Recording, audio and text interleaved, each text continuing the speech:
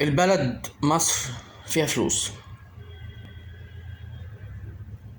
مصر فيها فلوس، مش فلوس، فيها مليارات. ايه اللي يثبت؟ القهوة والكافيهات عليها آلاف، شباب وبنات ورجالة وستات.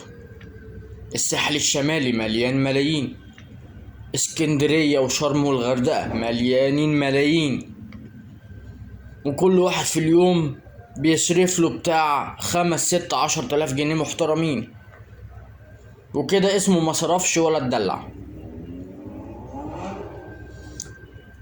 بنات مصر كلها اللي هم 99%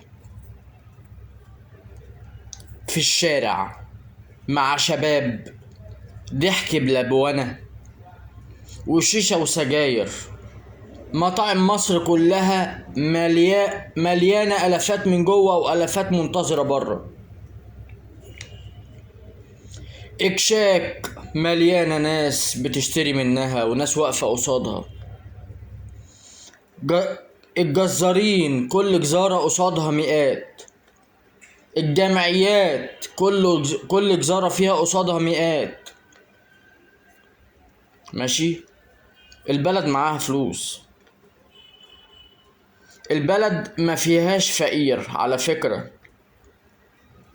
البلد ما فيهاش مسكين على فكرة، لأن الفقراء والمساكين هم باللغة الدارجة هم الغلابة. البلد ما فيهاش غلابة. البلد ما فيهاش مساكين. البلد ما فيهاش فقراء.